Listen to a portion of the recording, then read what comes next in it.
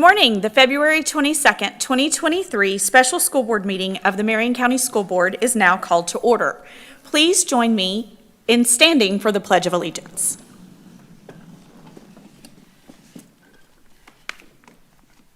I pledge allegiance to the flag of the United States of America and to the republic for which it stands, one nation, under God, indivisible, with liberty and justice for all. Thank you. Now, modeling and mirroring how each of our students begin their school day, please join me in participating in a moment of silence as we begin our meeting.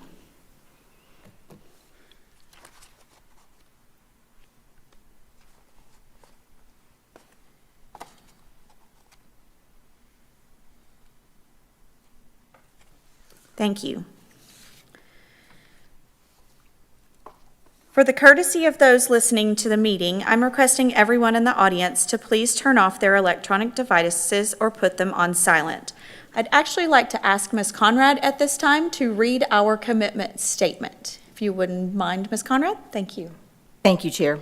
When we come together, we are efficient, effective, and productive. Our three most important characteristics are dedicated, transparent, and individually responsible.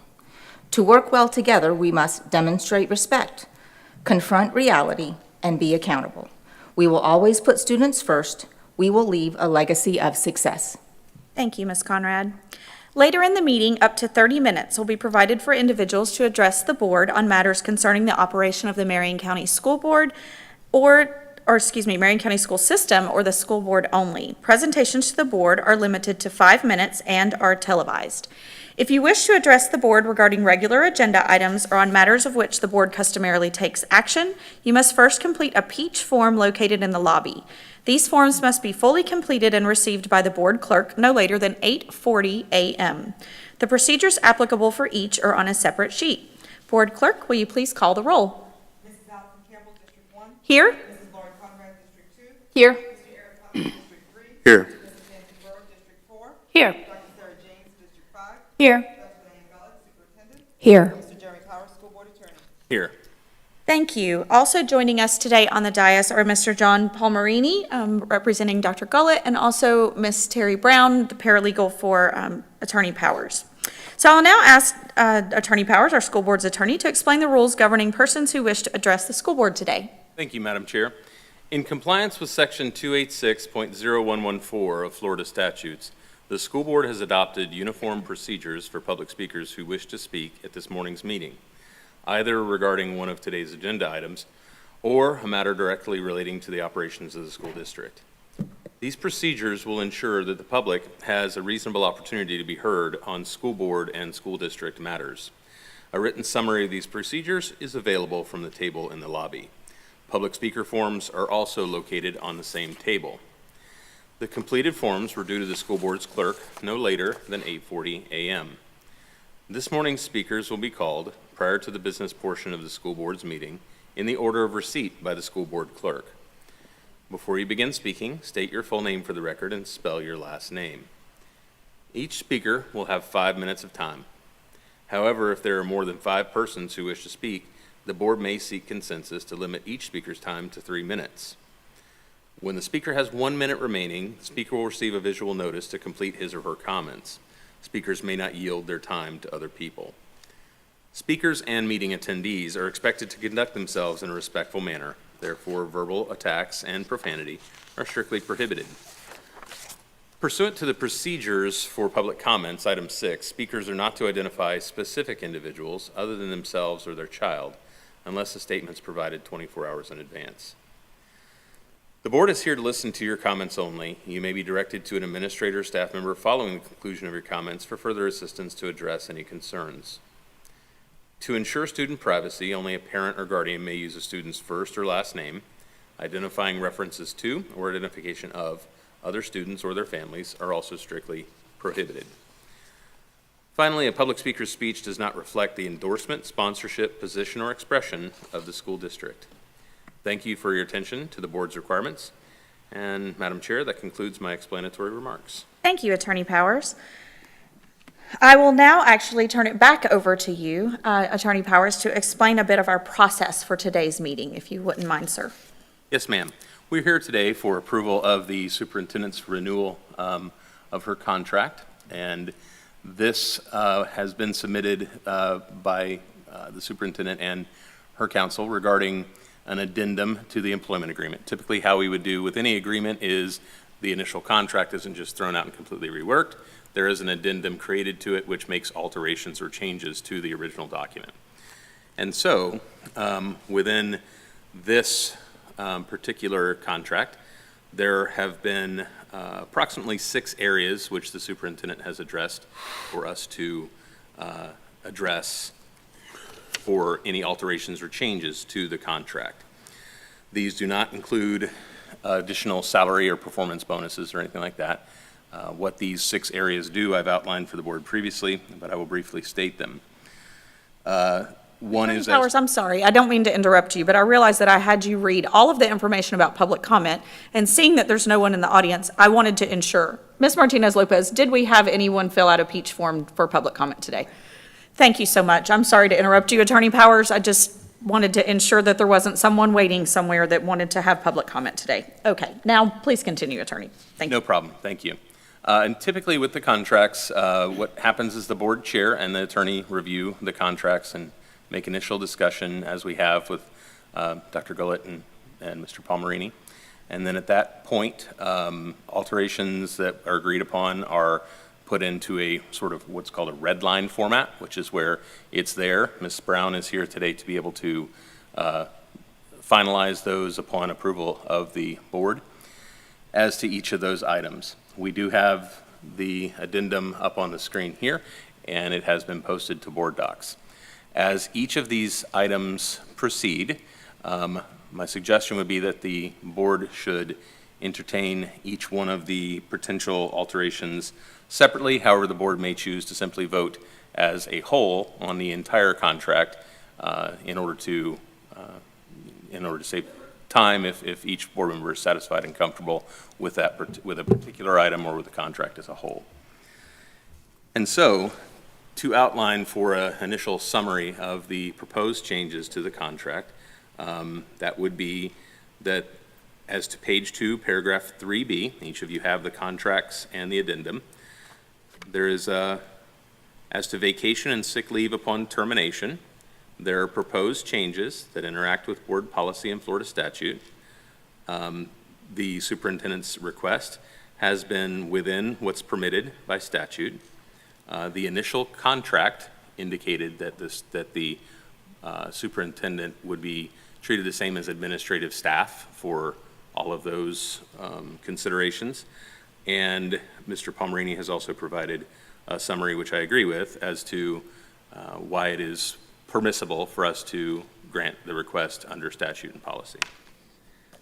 As to the second item, that extends to medical benefits. And as to medical benefits, the superintendent's request is that there is a change to expand coverage upon, if there were to ever be termination without cause, that the superintendent would have the ability to extend that medical coverage for up to 150 days.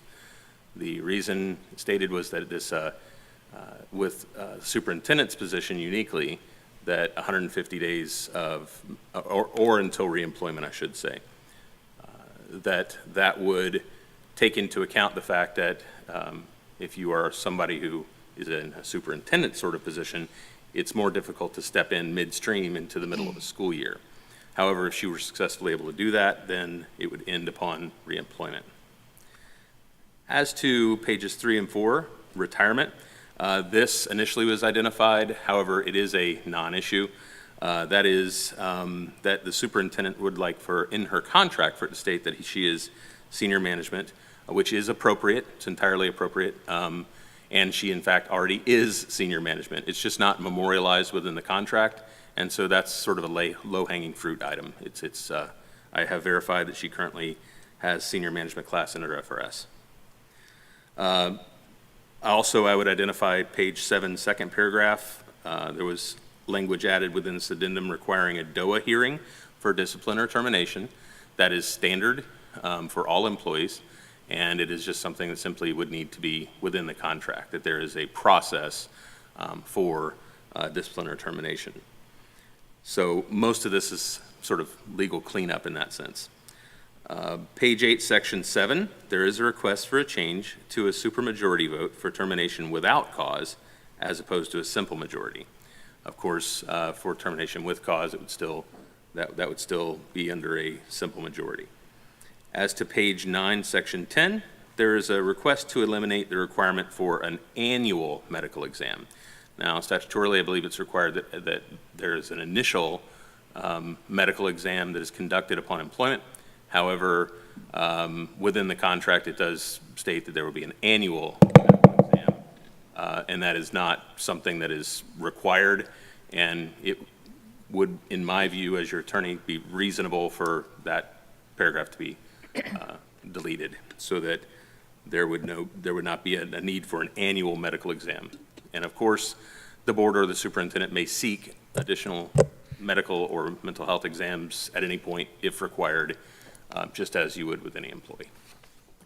Thank you, Attorney Powers. May I have a motion to approve the first addendum to the superintendent employment contract? May I have a motion? Motion to approve. Motion by Vice Chair Thrower. Is there a second? Second. Second by Reverend Cummings. And now we will have discussion, board. So to go in a bit of an orderly fashion on discussion, I would like to actually offer to have Reverend Cummings begin our discussion today. He was chair of the school board when the original contract was put into effect. So Reverend Cummings, if you wouldn't mind beginning our discussion today. This time I defer for open discussion. Okay, thank you. I will take comments from Vice Chair Thrower. Thank you. Okay. First of all, it seems hard to imagine that we're already at this point. Time flies. And I know we're behind the 8 ball a little bit just because, you know, this is still a very new process to us. This is our absolute first time looking at renewing an appointed superintendent's contract, and on top of it being our very first time appointing a superintendent. Within everything else we've had going on, there's been a lot. But with that being said, as I reviewed, I feel that I'm comfortable accepting and granting the request on the vacation sick leave. I'm comfortable granting the request as far as medical benefits, realizing that there is a hiring season for superintendents, and it can put any leaving superintendent in a difficult position if it's sort of outside that season window, and keeping in mind that this is with termination with no cause. So I feel that that's appropriate considering the playing field. Senior management service class, you know, that's what this position is. I'm comfortable, you know, adding that. The DOA hearing and the discipline termination, again, that's a cleanup item. I'm comfortable adding that. When I get down to the annual physical exam, I just think that it's good to set that precedence for any superintendent. I was looking at comparable districts and reviewing their practices. I think it's just a good practice to have in place. And then that way, should we ever come to a situation where we wish we had that, we don't have to try to scramble and put that in. So that would be my rationale for continuing that piece of the contract. As far as base salary, I feel like we're very competitive compared to size-alike districts. You know, managing 62 schools is, and everything else that we have going on is a tremendous responsibility. And I acknowledge that, and I acknowledge that that's probably why the pool of competitively talented superintendents is so shallow. I've already spoken to the medical exam. Like I said, I'd be more comfortable keeping this requirement for precedence purposes. Other comparable districts do that. Let's see. The certification incentives, all statutory allowed compensation for that. I think that we have a problem if our superintendent is not working to better themselves and become certified, just like we do with FSBA. So I'm happy to know that we have a superintendent that walks the talk when it comes to continuing education. The termination without cause requiring a supermajority. I'm not sure when the other contracts that I looked at, I think some of them are up for renewal, and we'll probably be looking at adding the supermajority just because of the climate of public education today. I think it's good protection for a great superintendent from political shenanigans. And so I would like to grant that request for it to be a supermajority to terminate without cause. You know, with cause is a whole different story, and that to me should be a simple majority. You know, if the facts are the facts, that should be what it is. The only thing that I skipped was the annuity, looking at that. And again, you know, there's other superintendent contracts in size-like districts that are going to be negotiated, but it still looks to me that, you know, 15% is almost nearly double and more than double in the contracts that I reviewed. So I would be open to perhaps looking at 10% or something along that nature. I realize, again, in this day and age, the economy being what it is, we're all trying to protect our retirement and so on and have opportunity. So I get it, but to me that just seems a little high. These are my positions. I'm looking forward to getting this done and getting consensus and having a vote. Madam Chair, Yes, sir. am I recognized? Yes, you are duly recognized, Attorney Powers. For clarification purposes, the annuity was given to you as additional information to explain the FRS senior management determination. Senior management determination does give an additional percentage into the pool. And so it would be an appropriate question to ask, what is the current rate that the superintendent has? So I just wanted it to be clear that currently, under existing contract, that is at the 15% level. So okay. the That annuity, changes so things. actually moving it to something like 10 or 12 or something would be a reduction. So this is not an increase, it's not a request for an increase.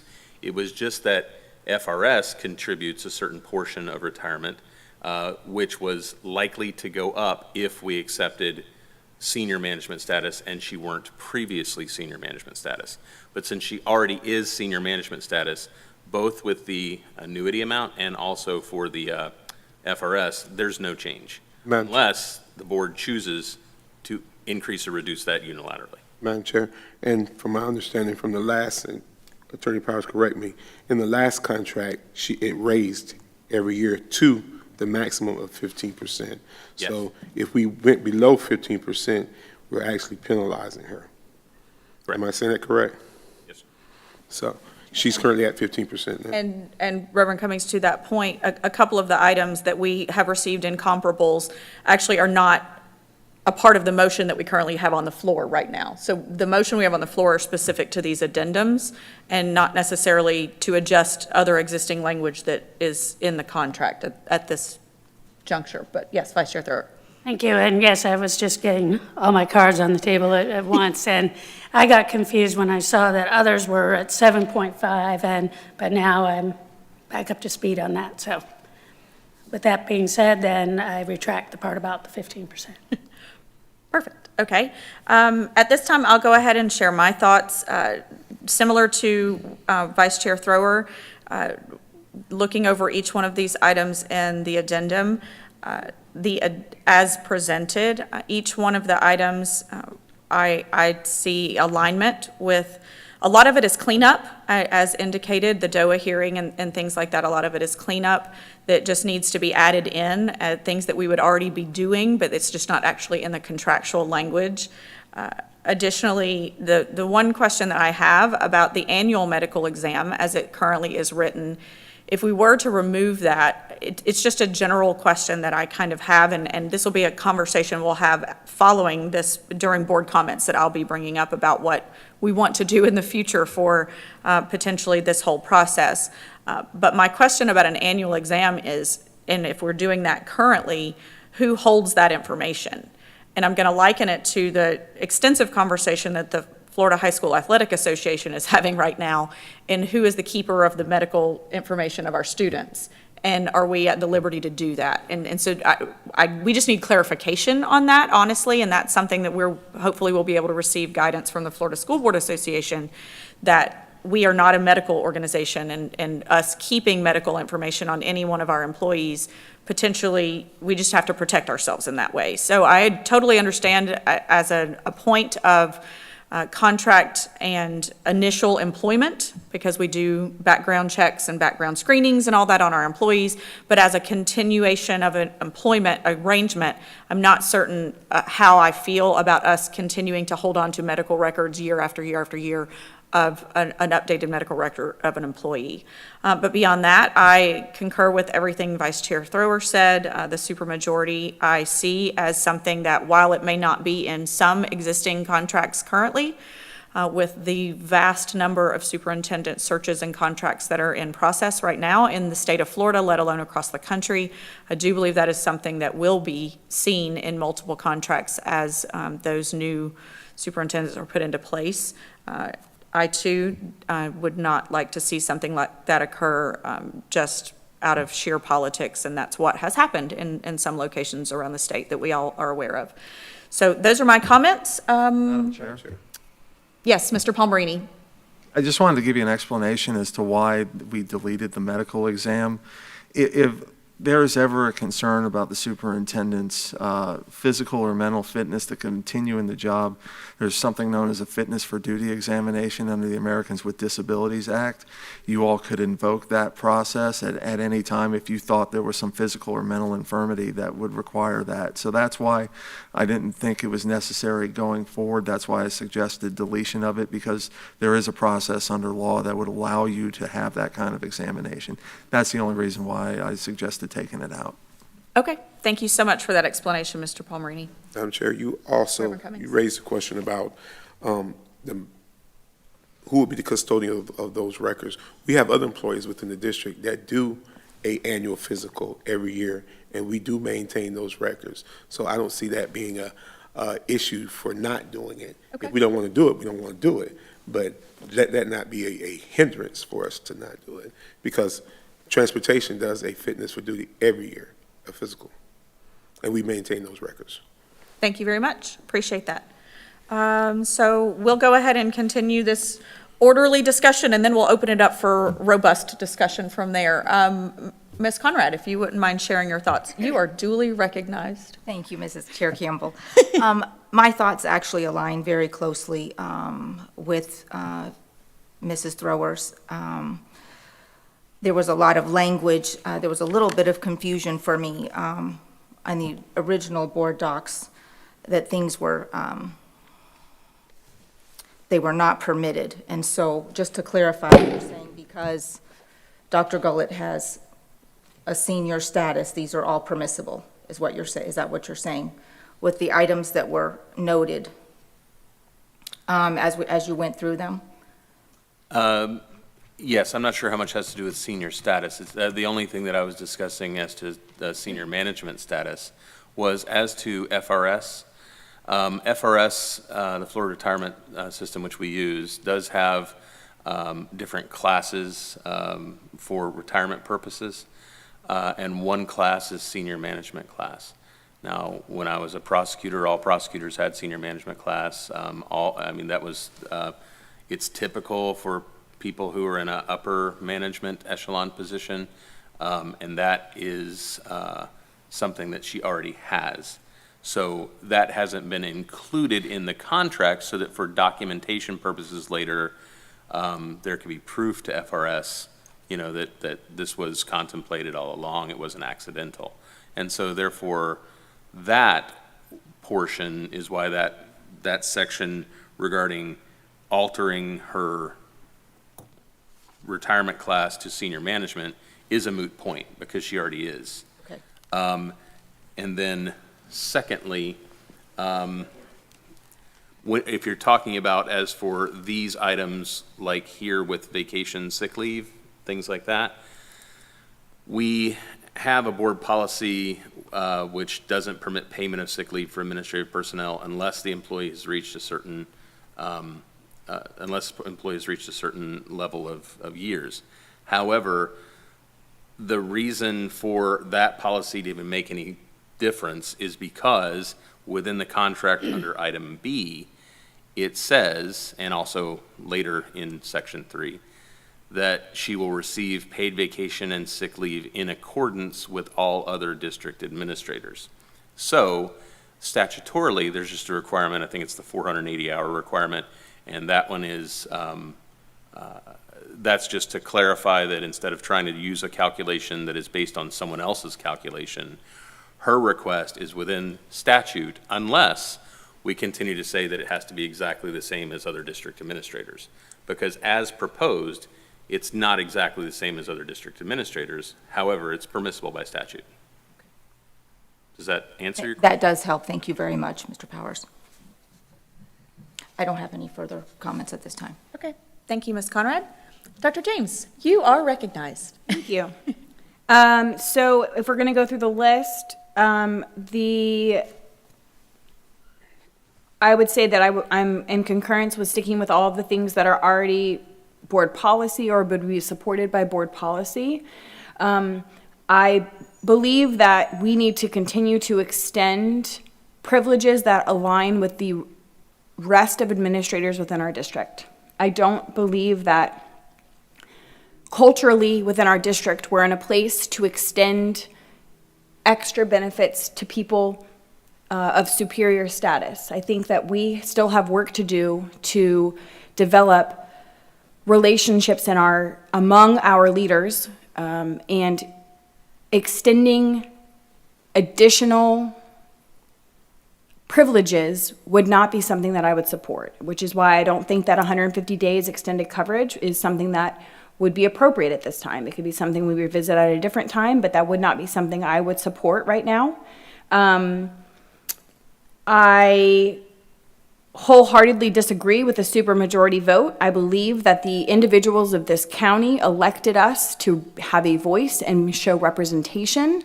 And when we transition to a supermajority, that mutes the impact and the voice we have as an elected official. And I would not agree with that. And I think that if we require medical exams, I would want to align what we are doing with other administrators as well as other employee statuses. So if a regular annual medical exam is something we would require of other staff members, I do not believe that it would be unnecessary to require it of our superintendent. Thank you. So at this time, we can have additional discussion on the items that have been, Reverend Cummings, did you have anything you wanted to add now that you've heard the other 4 board members speak? I do. For the most part of this, I'm good. The ones that kind of stuck with me were the supermajority and the physical.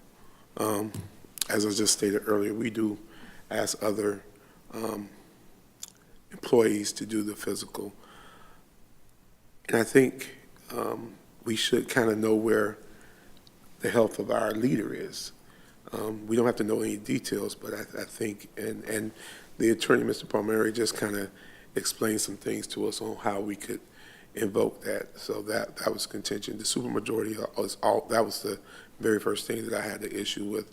I think as a county, we're not like other counties. I do understand the times, I understand the culture, I understand the climate that we're in, but I would hope that as a county, as a board, that we would not put politics above doing the right thing. So I don't like the supermajority. If this board goes with the supermajority, of course we have to go with it, but I don't. That's one I don't like. I think that kind of ties hands when things do arise, and could create a lot of contention with the board. So that's my comments. Additional discussion? Sure, Chair.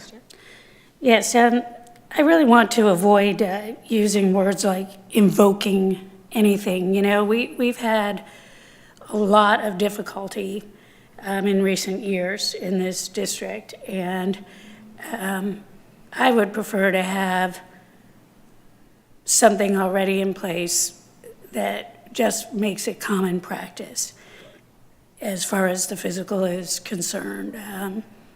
I think of also, would I be willing to do it myself?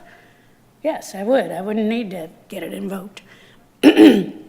So I'd like to avoid those types of legally sounding contentious words, if at all possible, because I've had quite enough of that, really. The second thing, as far as the other district administrators, I think we need to be very mindful that the position of a superintendent of schools, what that entails, and that is not to diminish for 1 second the contributions and work that any of our other employees do. But facts are facts, and when we're asking someone to be the face and the lead of our district, you look at any other CEO, they have other compensations and benefits that are over and above anyone else. So I do not think that that is inappropriate. I think it's actually professional recognition. The supermajority, again, we do a commitment statement talking about confronting reality. I would remind this board that we are not the board members that will always be sitting on this board.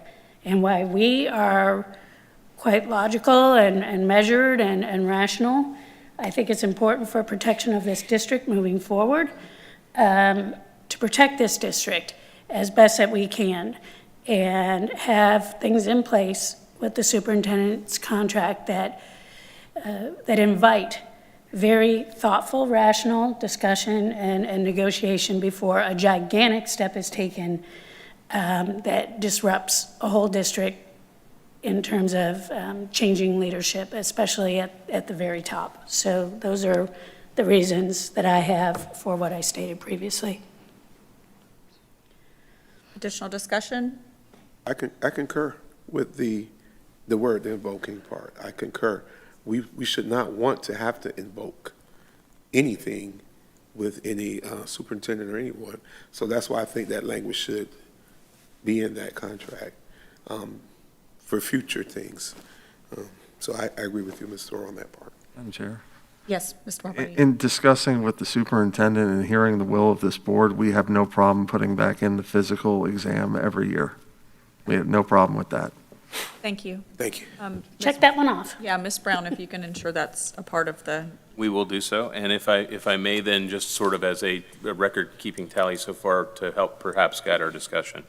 So what I identified as item 6, the final item, the medical examination, that will be deleted from the consideration. As a matter of housekeeping, as we discussed, just to help focus our time, it sounds as though the board, as to the request for DOA disciplinary hearing and termination, that there is general consensus that that item should be left regardless of what we do with the others. Is that correct? Yes. That she'd be Yes. entitled to a disciplinary hearing? I'm Yes. getting nods from everyone, okay. And so that, I'll remove that from consideration for housekeeping as we go.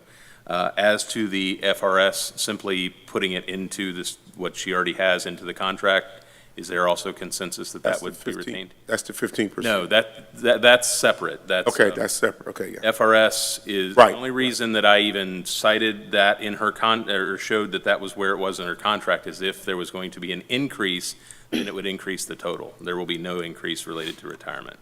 So if there's consensus to leave that one, I'll remove it from consideration right now. The status. The status, right, the status of FRS status would be, SMS, right? right. yes, Senior management, yes, that's correct. That's under statute, so. yes. Which leaves the 3 remaining items that were requested. One is as to the vacation leave time. One is as to the 150 hours of, 150 days or until reemployment of medical leave. And the other is as to the supermajority vote. So at the pleasure of the board, whichever order you wish to further discuss, you may, or simply call for vote regarding, or someone make an amended motion to limit or remove one of those. Because from what I'm seeing so far, it appears that The supermajority item, it appears that it's about 50-50 as to what people's expressed opinions have been. So that may be one topic you want to discuss and start with, Okay. or call a vote. So we will open discussion specific to the supermajority conversation. Any additional discussion on that particular item? Not from me. And honestly, not from me either. I see the justification as to the need on that particular item being included in this agreement. Additional conversation? Okay. Okay. As to the 150 days of extended medical leave or until reemployment, that would be the next issue for which I have not discerned everyone's intention. Thank you. I'll go ahead and open this discussion if you don't mind, Board, taking privilege as the chair. As someone who has had positions similar, not a superintendent position, but positions where this has become a factor, where potentially a position is eliminated or something like that, and there is the opportunity then to go out and purchase COBRA and what that looks like and how the process works. I mean, there's a lot to be said for that. And the unique nature of what a superintendent position is, there aren't that many around the country. I mean, there's only 67 in the state of Florida, 67 people with that title in the state of Florida. So it is a unique nature of what the role in itself is. And for that purpose, I can understand the justification as to the need for health insurance to be extended a little longer because of the unique nature of the position of the individual and frankly, just the complication of what it looks like whenever that does happen, speaking as someone who has had that experience in the past. Dr. James. So one of the things that I just want to offer light to, my husband and I are both entrepreneurs, and so we pay $700 a month for my entire family to have health insurance. That is not an exorbitant cost for someone making $210,000+ a year. I think that it is our job as a board to be financially responsible, and we need to look at every line item for expenditure, and that's one thing that we did very productively about a week ago when we looked at the staffing ratios, and we decided as a board to increase our spending to schools, which I know collectively we all said, like, we're schools first, and that's what I have prominently said. So I don't agree that someone would need 150 days of paid time from our district when presumably we would be instating someone else in the interim who would also need those benefits. I do not think that would be financially responsible, and I believe that the salary that we are paying would afford that individual, whether Dr. Gullett at this moment, to not be able to pay for that themselves.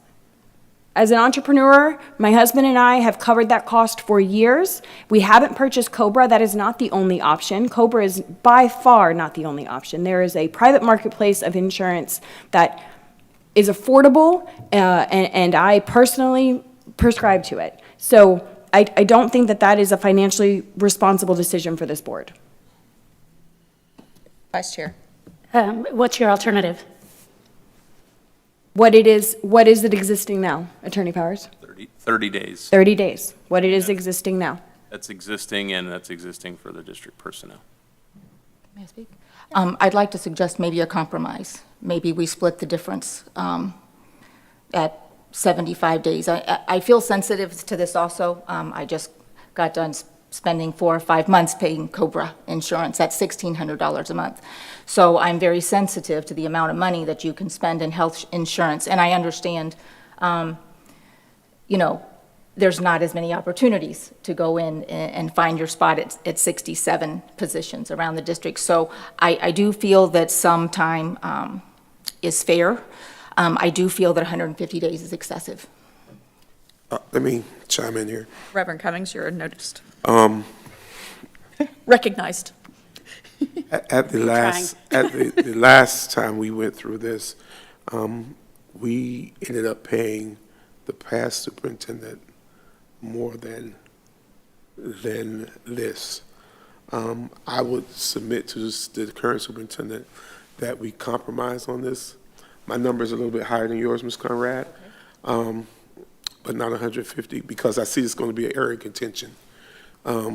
So, Superintendent, I would suggest we do 90 days, if you're willing to split the difference with us, and then we go forward.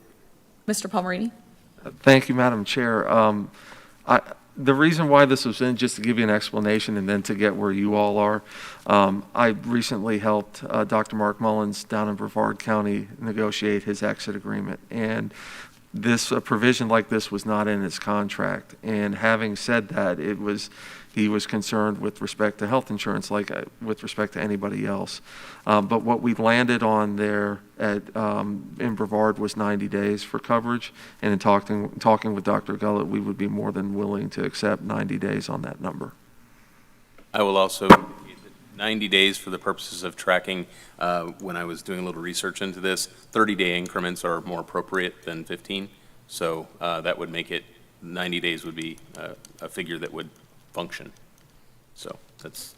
Thank you, and thank you, Board. We do have to keep in mind that certainly this conversation, while robust and ensuring that we are being fiscally responsible, this is a portion of the contract that says this is what would be received if there was a termination that, I believe, if I'm not mistaken, is this the termination without cause? Yes, I see it right there. So this is a termination without cause, which is an extreme situation, certainly. But we want to ensure that we have everything covered in the event that that potentially could occur. So I hear 90 days from Dr. Gullett and her team. That's a comfortable spot for me. Ms. Conrad, Vice Chair that Reverend Cummings recommended that. Vice Chair Thrower, are you comfortable with that as well? Yes, I can certainly get behind that. You know, I've been an entrepreneur throughout my career as well, and have had to deal with gaps of insurance and so on. It's not fun, it is expensive, and to have that, it would be pretty insulting and difficult to be terminated without cause as it is, and then to be terminated without cause in only 30 days is, to me, not commensurate with the responsibilities that we're asking of our superintendent. So yes, I can definitely compromise with the 90 days. Thank you. And Dr. James? That's fine. Okay, so that one's cleared up. So that would move us to the vacation and leave provisions that were suggested. Now let's pull those up just so you can see what the suggestion in the addendum was. And here we go. Madam Chair, may I have a point of clarification on one of these lines? Where it says terminal sick leave shall not exceed the maximum of 480 hours of actual payment as limited by law. I think the 480 hours is the limit for vacation rather than sick. Under 101265, it's 60, or Florida Statute 101265, it is 60 days of vacation leave that's terminal, and this says sick. So there is not a limitation on sick leave. There's the statutory formula for sick leave under 1012.61, and under your school board policy, I think it's 1420.01. And forgive me if I didn't cite that correctly. But there is no, the sick leave is not limited, the vacation leave is limited, and that says terminal sick leave. So I think it would probably be better if that read terminal vacation leave rather than terminal sick leave for the limit of 480 hours. And I will just speak for the board's advice and just say that I concur, actually. That should be terminal vacation leave pay. And there's that, so this really should not be, let's see, that should probably be up there under, okay, it's intermingled between vacation and sick leave, so that's fine. So we'll, if we, Mr. Palmerini, I'll ask your opinion, if terminal vacation leave pay shall not exceed the maximum 480 hours of actual payment as limited by law, if that change were made to make vacation leave pay instead of terminal leave pay. Is that Yes, we're in agreement then. I concur that that's the accurate statement of legal precedent. And at this point, at least the first one that Ms. Brown just made an edit to, the sick leave would be all paid out, and that's standard, and that's, if that wasn't already a part of the contract, I believe that it was, but if that wasn't already, that's standard and should be a part of this. And then the conversation we're having now is that the vacation leave pay shall not exceed a maximum of the 480 hours, and that's per statute and board policy? Or just statute, which Well, would trump board policy? It would, except for at the beginning of this section under B there, if you can scan that up just a little bit there. We've got, it depends upon the interpretation in the second line after B. The first sentence, superintendent will receive paid vacation and sick leave in accordance with all other district administrators. Now, in accordance with, what do we mean by that? In accordance with may mean in the same way, but different people, different administrators do get different amounts of vacation leave and sick leave depending on how long they've been here, right? So it doesn't need to be uniformly standardized for everyone, but if it's under the same rubric as district administrators, she's just another, the superintendent would have another sort of section. In other words, someone who is a brand-new principal, my understanding is currently, their calculation of time is slightly different from what they would get than someone who's been here for a much longer period of time. So if we left it exactly as this, my only consideration would be in accordance with all other district administrators, makes it sound as though we're going to place the superintendent role within the class of just general administrators, as opposed to just treating her as a separate and individual. So if that, at least I targeted and identified the issue, and you guys can discuss. Right. Dr. James? Can we get clarification? My understanding is all year-round employees get 3 days a year between vacation and sick, 3 days a month between vacation and sick, which is 36 annually, 36 days. I can't decipher between vacation and sick, but Dr. Gullett, do you get more or less than that? Otherwise, that is consistent with a year-round employee, including clerical staff all the way to principalship. Madam Chair, if I may, I am accruing leave as other district administrators and coming in as an first-year administrator status. I get them just like everyone else, which is what's consistent in my current contract. It's the accrual is the same as everyone else. I'm not getting any more. I'm not sure if that answers the question or not, but I acquire them at the same rate. Right. So I think what then is remaining here is oh, I'm sorry, did Mr. Palmerini? Yes, go ahead, thank you. So we're having this discussion, and I'm looking back at the superintendent's actual first contract, and that language, upon termination of the contract, the school board will pay the superintendent for all sick leave acquired but unused at the time at the daily rate of pay that was then earned by the superintendent at the time of termination or retirement. That's actually the same language that's in her first contract. Okay. So this should not be any different than what it is before. And the same thing about, so then how does the next line read then? The terminal vacation leave pay, that's the line where we were limiting it to 480 hours. Okay, what does it currently say? Or does it Current- speak to that? I don't think, hold on, give me a In second. the first contract, it's calling terminal sick leave. Upon any termination of the contract, the school board will pay the superintendent for all vacation leave earned but unused at that time at the daily rate as provided by law.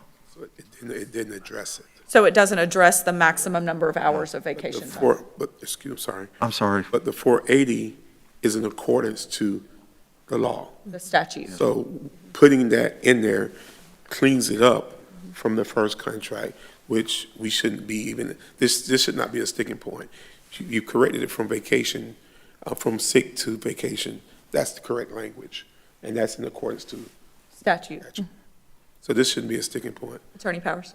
Yes, it is, the only alteration which would be required or consideration which would be required would be that our current board policy, the one adopted in June, 1420.01, does not permit payment of sick leave for administrative personnel unless the employee has reached 10 years of full-time employment for half accrued leave or 13 years full-time employment for all accrued leave. So the only possible alteration would be that it would alter that, but I believe that's what she's saying is, or what Mr. Palmerini is saying, is that currently is the state, much like the FRS, that currently is the actual state of the way it's done right now.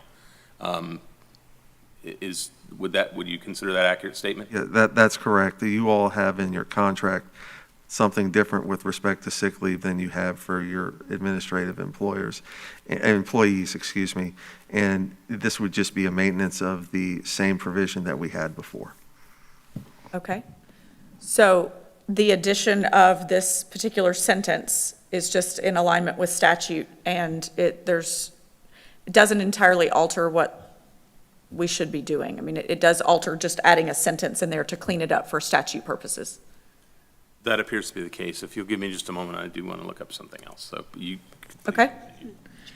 Yes, Vice Chair. Thank you. And yes, when we have this figured out, I'd love to hear the actual statement so that anyone following along, including myself, is very clear on what this is going to say.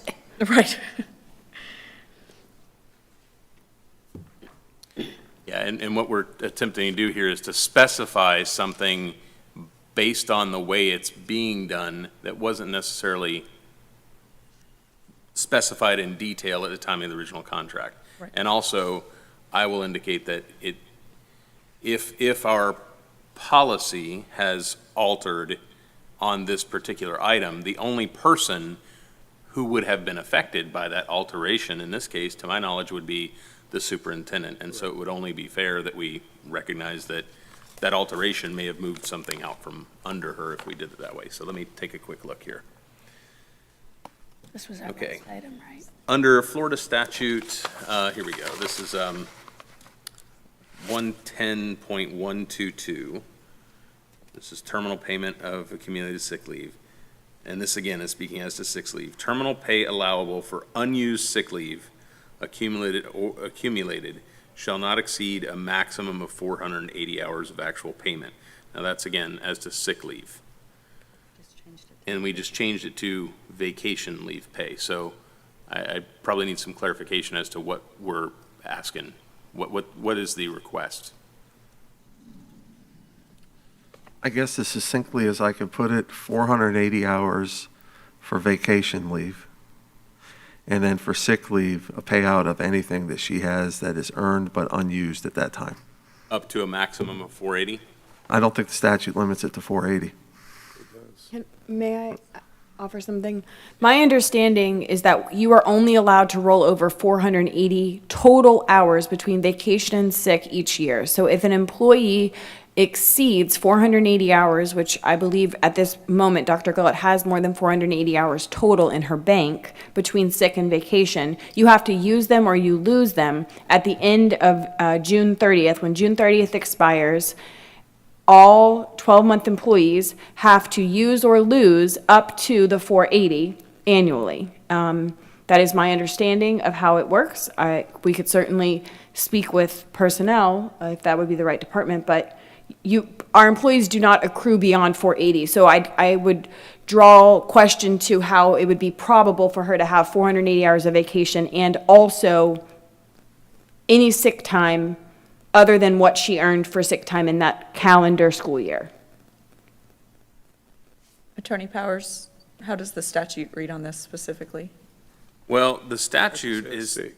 Statute says sick leave, correct? statute says shall not exceed a maximum of 480 hours of actual payment of terminal pay allowable for unused sick leave. Now, that being said, Mr. Palmerini and I had a discussion earlier regarding that issue, and I think that he's talking about, his point was as to the same Florida statute that he believes is not applicable to the superintendents because it states all state branches, departments, and agencies, which we typically mirror, however, are not held to the same absolute requirement.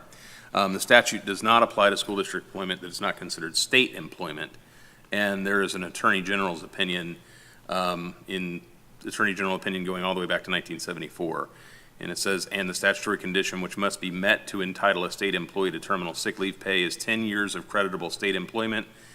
As these words are ordinarily and commonly used, this would mean employment by the state, not by a county or city or school district. So it permits us the flexibility to make whatever alteration we deem fit. So this could be accepted legally without any further consideration, or it can be rejected if the board doesn't wish to do it that way. Madam Chair, may I? Thank you. Members of the board, it's been confirmed by Ms. Boston Ellis that our employees have the limitation of the 480 hours for vacation. Sick has no cap, so sick carries forward each year. Thank you.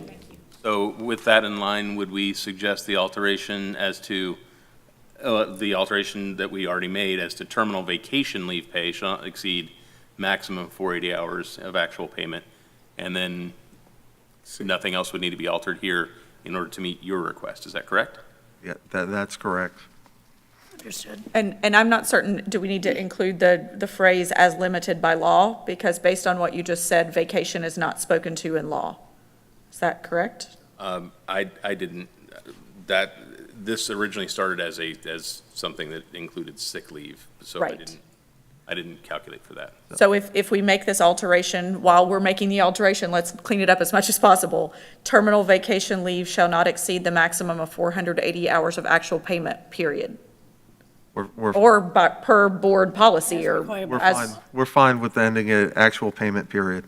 I would, actual payment, period. Okay. I mean, if that's the intention of the board, I would say I'd concur with that drafting language. And to align with what the rest of our district employees cannot accrue beyond that amount. That gives us the point of conversation. Is there additional discussion on this, the way this would read? This is board policy 480. I'm sorry? It's board policy 480, correct? Yes. Isn't that what just superintendent just said? Ms. Boston Ellis just confirmed that, our I CFO, would put it within board policy, since it's a policy, we already have it. in policy. Right, and again, if we put in keeping with board policy, that's the problem, is that we say here in accordance with other district administrators, which I believe is the appropriate thing that we should be saying, because board policy may alter, and the situation I would want to avoid is if there is a alteration in board policy that affects someone's employment. Of course, if the superintendent were collectively bargained, which we only have one, so it's not the case, but if that were the case, you would risk accidentally removing a benefit to which someone's entitled without a hearing. So I think that leaving it as Mr. Palmerini suggested, with just the period after the statement of hours, and then say in accordance with the district administrators, I believe that captures what the request is, and I believe that is the proper drafting language to use. So I will defer to the superintendent and her counsel if there's anything that you believe I may have misstated. Just let us read it real quick. Sure, on the screen, absolutely. so. Chair, I do have questions about the original contract that I wanted to pose to Reverend Cummings and Vice Chair Thrower, seeing as they were the only two individuals that were a part, the attorney wasn't a part of the original contract and the three of us were not, but I have questions about how they landed on some of the terms that are in the existing contract. Understood. At this point, we have a motion on the table specific to the addendum. So if we can get this. No, I'm just acknowledging that when we finish that, I do have something else to add. Okay. We've read it, we are good with the language as Catch up. displayed on the screen. Thank you, Madam Chair. Okay, terrific. I believe those were all of the items that we had available for discussion for this addendum. Have we covered them all? It appears that there is consensus as to each of those, and except for as to supermajority, there was really not consensus one way or the other. So if we proceeded with a vote on the contract as is, as suggested, then it would pass along with the supermajority. So that would be the current item that's up for vote. Okay. So at this point, we have a motion and a second on the table. We have had discussion. So I will entertain an amended motion.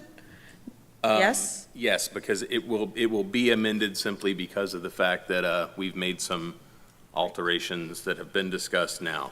And those would capture, the amendment would capture each of those that is part of the record that we've discussed now, that it would include the vacation and leave alteration as was suggested within the addendum, the 150 days of, 150 days down to 90 days of the extended medical leave, that the FRS status be granted, it currently exists, that it be memorialized within the contract, that the right to a DOA hearing, Department of Administrative Hearings, is memorialized within the contract, supermajority currently in this version of the contract, and then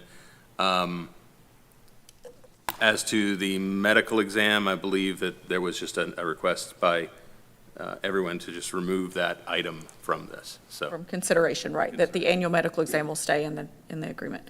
Okay, I will entertain an amended motion on what has been discussed. Chair, I have a question.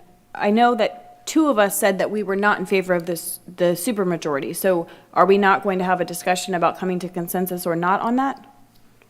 We can, That's what I would like to see happen, yes. okay? Right, and currently I have, the only notes I have are that I heard 2 people indicate that they would be in favor and 2 people indicate that they would not, and so of course that would be subject to now a board vote at this point or further discussion. And I'm not in favor of the supermajority. Then as it stands, there is 3 of you have expressed reservations about it, and then, or not reservations, but 3 of you have indicated they're not in favor, and 2 have indicated that you are. And so that way, we would need an amended motion if that is the intention, or additional discussion. The amended motion would have to take into account the deletion or approval of the supermajority. Additional discussion, board.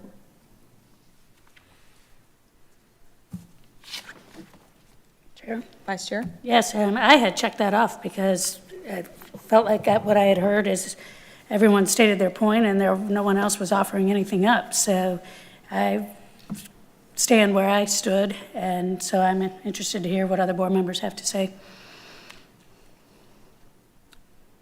I'm not in support of a supermajority. I think it should stay a 3-2. Agreed. I said that from the beginning. I don't think our community is that type of community. I understand in the future things could happen, but I just don't, I trust that our constituents put us in office to do what's right and to be reasonable and to not fight against the superintendent, but to work with the superintendent as the appointed superintendent. I just don't, I feel we take power away by doing that supermajority. So, I'll go to Mr. Palmerini first. Thank you, Madam Chair. So I'm going to give you, I guess, the genesis of this. And Reverend Cummings, I completely understand where you're coming from, and I understood it up until November of 2022. And then I represented Mark Mullins, who in his very first meeting of his newly elected board voted 3-2 to oust him. And I talked with the superintendent in Sarasota, and in his very first meeting, he was voted 3-2 out. And there was no discussion that the superintendent wasn't doing the work appropriately, and there was no discussion in either of those counties that the superintendent was not meeting the needs of the community. It was a new board coming in, and without having any identified issue with the current superintendent, voting him out. And I will tell you, I was actually Mr. Powers in Orange County when we just negotiated our superintendent contract in 2022, and that was before the election. And I didn't see a need for that because there was no immediate flip like that. Normally, and you all know this in the past, when a new superintendent came in, if there was a new board coming in, there would be some sort of period where they would work together and see whether or not this superintendent can meet the needs of the new board, because the new board could come in and change policy, and the superintendent is responsible for executing that policy. The change was in November of 2022 that we saw in those boards in Sarasota and Brevard. There was no opportunity for the superintendent to come in and work with the new board. They just immediately moved to terminate at their very first meeting. That's why in discussions with Dr. Gullett, we said, we think a 4 out of 5 supermajority would be appropriate to make sure, and you all know this, when you change a superintendent and you do it quickly, it causes consternation in the community. You then have to find interim superintendent, that's usually somebody from your staff. Then you're going out to do a search process, whether you use FSBA or whether you use somebody else. That is a month-long process where you don't have somebody at the head of your organization.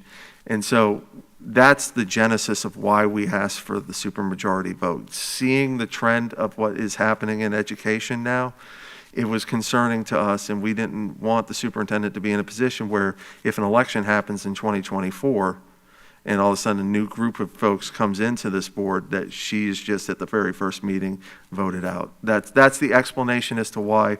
We certainly respect the majority will of the board on this. However, I just wanted to get that explanation in the record so you can hear what it was we were considering. Thank you. Sorry. Very much. Thank you, sir. I wanted to also express from the position of being the only board member that did not have potential to be on the ballot in 2022. And my board members that have served with me for a couple of years know how I felt about this, because I kept asking them, are y'all running? Are y'all running? And the level of concern, being the only board member that wasn't going to be on the ballot at all, of what that could have looked like, was very disconcerting to me, knowing that there even is potential to see what we saw happen in November of 2022. There are lots of board members that I am friends with around the state who are in upheaval right now because of things like that that had occurred in the very first meeting of a brand-new board member coming in. And frankly, knowing the process that the previous board undertook to get this contract to where it is, I'm grateful for the work that you all put in to get us to where we are, for the search and the intention that you put in to bringing us, Dr. Gullett, to this district. I'm so grateful for that purposeful, intentional move that the previous board that I was not a part of did. And hoping not to have to go through that again caused me discontent until I knew who was running, until I knew what was happening, and all of that. And I just had to express that from an emotional standpoint. It was quite disconcerting to me to just wonder, and then obviously see it happen in real time around the state as some of those boards did change over. It caused me a lot of concern, and for that reason, I am strongly in support of this supermajority because of exactly what has happened. There was very purposeful intention made by previous board members in those districts who were elected by constituents as well to make purposeful decisions. And they continued to make purposeful decisions that they felt in the best interest of their districts. And in one meeting, 1, 2, 3 new board members come on and completely upset what the previous elected officials had put into place. And for that reason, I am in strong support of a supermajority for for termination without cause, not wrongful. For termination without cause, I am in strong support of supermajority. So, additional comments? Mr. Powers. That was all that I was going to say, is that the supermajority request is specifically as to without cause determination.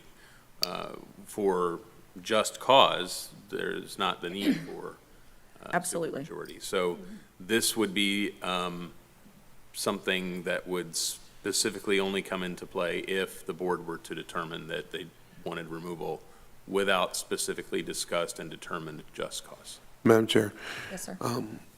And that's not to advocate one position or the other, just to state that's so the board's understanding what the request is. thank you. And I'm sure Dr. Gullett understands. This, Marion County is not like some of those other counties. We have a very informed community and very vocal community, and we would get a lot of input from our community if such things were about to happen. I was just reelected. Ms. Thor was just reelected. We're here for 3 more years. We're talking about a 3-year contract, correct? Correct. 3 more years. You have to run for reelection year after next. as well as Ms. Campbell, and you're here for 3 years. I don't see the board changing that fast. I don't see our community allowing the board to change that fast to the bad. We've been a very rational community, and our community speaks up, and I think we as a board has listened to the community. So I just don't see the need for the supermajority at this. I completely understand. God knows I understand what you're saying. I would want to put some protections in there as well. But I think I'm like this. You don't change horses in the middle of a race unless the horse comes up lame. And our superintendent hasn't came up lame. He's a horseman now. I like it. I like the analogy. You go. So that's where I'm at. Additional discussion on this particular item? I have something. Vice Chair? You know, if wishes were horses, everything would remain the same and we'd have a good, solid, sane board for the foreseeable future. I think we got schooled at how quickly a board can change just a couple of years ago. Our community is smart, they are engaged, and the last thing they want is a very expensive, which is our fiscal responsibility, and another very disruptive scenario affecting Marion County Public Schools. I think that what we are going to see across the state of Florida is more contracts being negotiated with the supermajority clause for termination, and let's hear this loud and clear, without cause. There's an irony there, in my opinion. You know, willful and capricious. You know, when you're terminating someone without cause, that means you really have no real reason. It's just because you don't want them anymore. They don't fit your mold. They don't fit your agenda.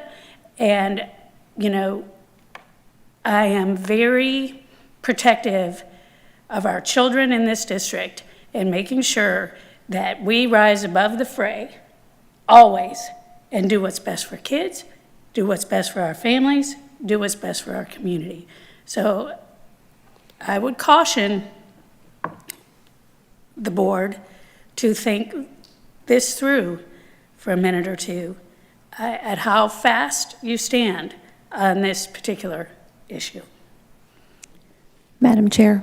Yes, sir. May I add? I concur with Board Member Cummings and the comments about this community. This is an incredibly active, dedicated, and passionate community. What concerns me is not who's elected to the board. The factor considered here is what may happen outside of this community and changes that may be made to the board.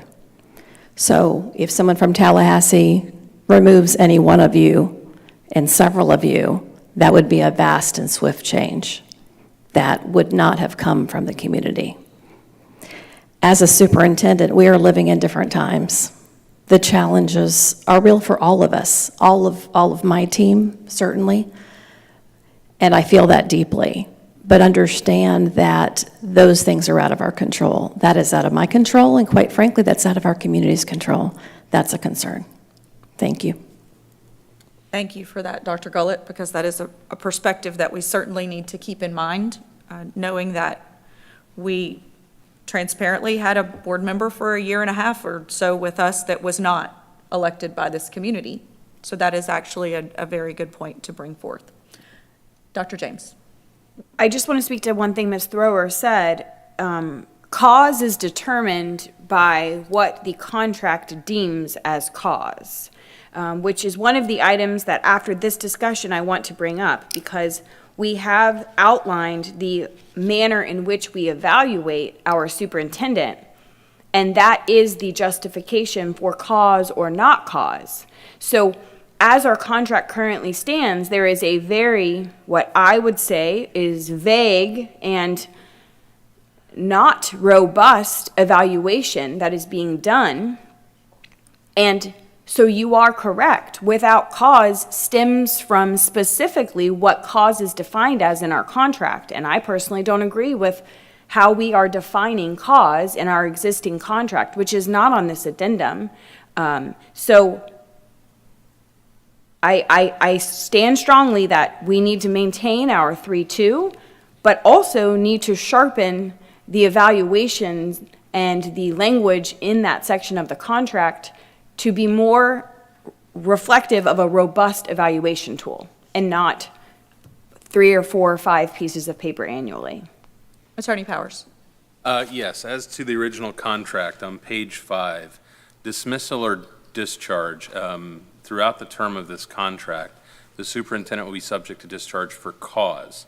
For purposes of this contract, cause is defined in this contract to any of the following, and it has A through M, the reasons expressed for specific cause. And that's in the packets I've given you. It is page 5 of the contract, which is very near the back, not the addendum, but the actual contract.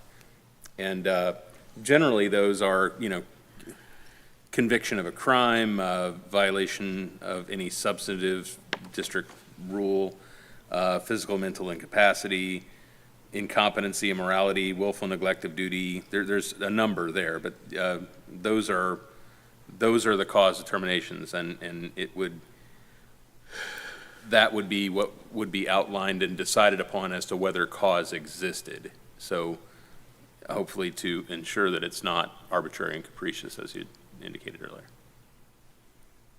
Thank you. Vice Chair? Yes, and thank you.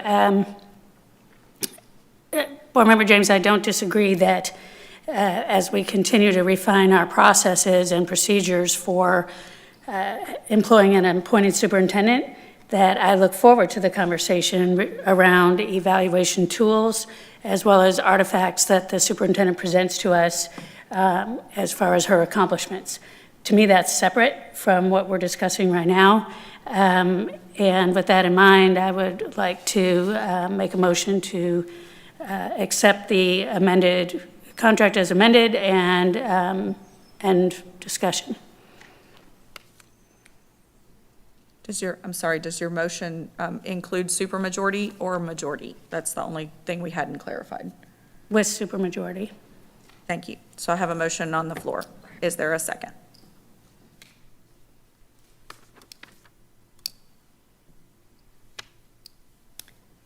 Hearing none, motion dies.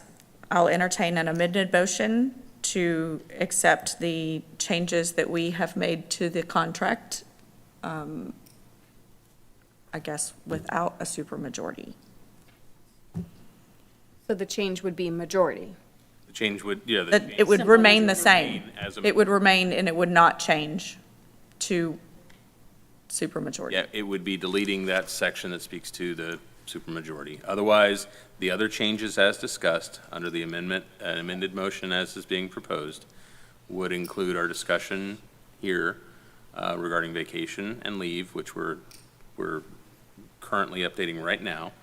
The 90 days of medical leave provision, the FRS included in the contract, and DOA disciplinary hearing to be placed within the contract, and that removing the requirement for medical examination and deleting the supermajority provision. So that would be what you're voting on now. But Section 7 of the agreement does not have to go away. It just needs to say without cause by a majority vote. Is that correct? Like the entire section itself doesn't need to go away? Or is that all an That's addition? currently within the contract, so, here, So- give me one moment here. 'cause Sure. I just, Ms. Brown, it looks as if she's taking the whole section out, and I don't think that's, What they're taking out, that's. Yeah, it's currently page 6 of the contracts that you have there, at the very back of the packet. Page 6 speaks currently to termination of contract. Now, if we were creating an addendum, or in the addendum that's been proposed here, that lays out substantially other terms regarding termination than are in the original contract. Madam Chair, there's just one addition that we made. It was the paragraph D. that says such payments under this paragraph shall be made within 15 days of the date of termination without cause. We added that in, that wasn't in your original. Okay. So item D there then could be added to the section speaking to termination without cause. I'm just finding the exact second section here. Is, with that, Mr. Palmieri, is that suitable time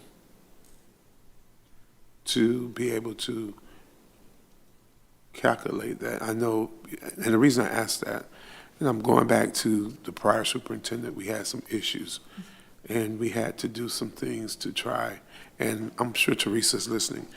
We had to kind of, it didn't work out in the exact time frame. You remember, Ms. Storer? It didn't work out in the exact time frame of the 15 days, and I wouldn't want to be penalized if that happened.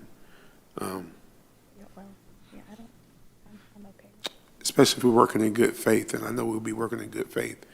I don't expect this to come up, but I believe that we will be working. You don't want to promise something we can't keep, right?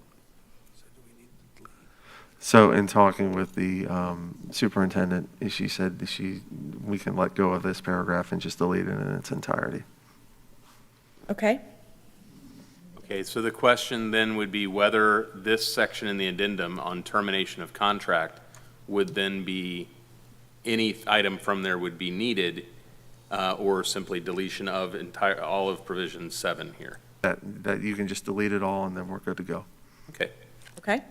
So with that, board, I will entertain an amended motion inclusive of the changes that have been made, which I noted, terminal vacation leave was an item, a part of that, as well as the 150 days of medical benefits changed to 90 days of medical benefits, and not inclusive of the information about the supermajority vote. So I will entertain an amended motion. So move. Motion by Reverend Cummings, Second. second by Ms. Conrad. Is there any additional discussion on this amended motion? I do have one thing. When I was speaking to willful and capricious, I was talking about the without cause, not the with cause. Just wanted to make that clear for the record. Okay, thank you. And the only remaining item I would have just prior to the vote would be also that we can preserve, now that we've made these edits here with the board, we can retain this and have it back to the superintendent later today if the board would wish to grant the board chair the authority to sign the contract as she does with most contractual matters. So, I mean, the board often signs all of them, but in presuming that all of these are going to be entered in, then I can have these printed and done and ready for signature. Okay. Dr. James? Attorney Powers, just to reference conversations you and I had, I have things to bring forward in the existing contract that I draw question to. When and how will those be discussed, addressed, et cetera? Sure. If there are items within the existing contract that you would like to see alterations or changes to, as apart from where we are now, then there's currently a motion on the floor to accept it as is. Now, if there are additional considerations that you wish to insert in, then that would be something that it's problematic because after this motion, there will be an acceptance or rejection. That's why I'm asking. So that would be probably the correct time would be right after the initial rejection, further discussion, then add those terms.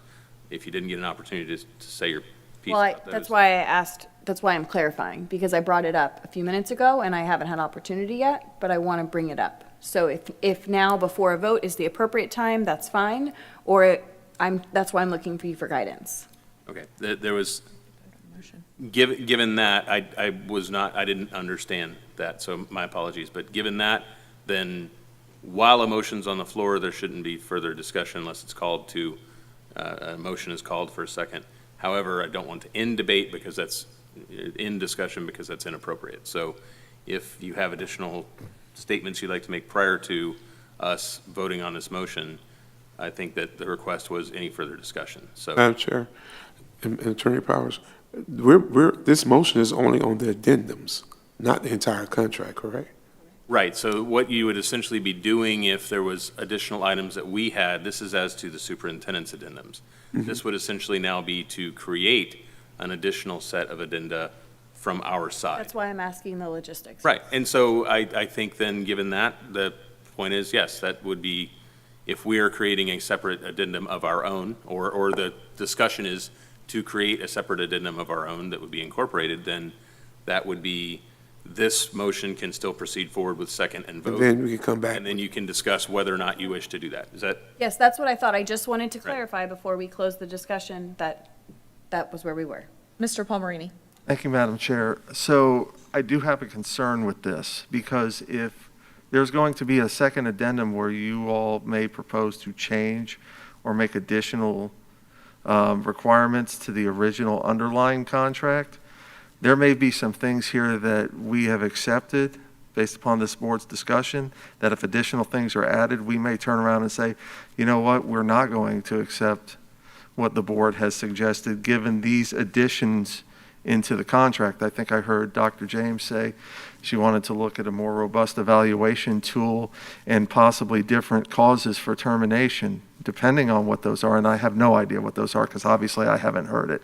But depending on what those are, this may be something where we come back and say, given the additional termination bases, we do want a supermajority for a no cause. So I just throw that out there for your consideration. Having a second addendum here introduces lots of complications, and I wouldn't, and if I was doing my job correctly with Dr. Gullett, recommend that she enter into a first addendum when a second addendum is coming that could have potentially very deleterious provisions in it with respect to her employment status. Thank you, Mr. Palmerini. and I think that this discussion of what we're talking about here is that this would not be something that's tabled to another meeting, but that board member wishes to express her particular concerns, and then you may choose to accept such an addendum or create such an addendum or not. But I'm certainly sensitive to what Mr. Palmerini is saying there as well. But So with this particular amended motion, we do have a motion and a second on the table for the addendum as we've discussed today. So if there's no further discussion on the addendum as we've discussed today, I'd like to call a vote. All in favor say aye. Aye. Aye. Any opposed, nay? No. Motion passes 4-1. So at this time, we'll open it up to board comment. I guess, is that what we're doing now? Or do we have an additional motion that you'd like to make, Dr. James? Sure, I want a motion to open discussion on the contract as it was presented, and drafted in 2020. yeah, the initial contract, in terms of the initial contract and things which may or may not need to be altered. So that would be, that'd be the discussion that you're requesting. Correct. Is there a second? I second. We have a motion and a second. Board discussion. I'll start. My premise for this conversation is to acknowledge that this was our first contract for an appointed superintendent, and only two members of the board, Vice Chair Thrower and Reverend Cummings, were on the board at the time. The attorney was not here to represent this board. It was a different attorney. And so I want to bring light to items within the contract that I feel would be appropriate for discussion as this board sits now with a different attorney. I want to first ask Vice Chair Thrower or Reverend Cummings, there was a progression of increase in contribution to retirement that started at 9 and increased to 15 for the contribution to retirement. It's on page 4 of the original contract. My first question to either of you would be, why did we feel at the time that increasing to 15 was appropriate? And I would draw a question as to maintaining 15% going forward. Just to put numbers on it, 15% represents the almost the cost of a single paraprofessional for the district.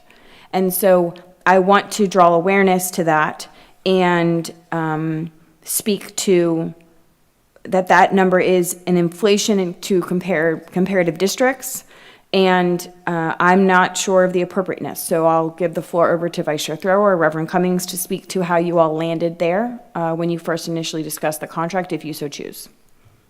Vice Chair Thrower. Thank you. Yes, we did discuss with this updating of the contract, I had that specific question, so I would ask Attorney Powers to please review how we landed there. How we landed on the particular, on the 50. For this updated contract, because I did bring question to the 15% versus the 7.5% at some other districts.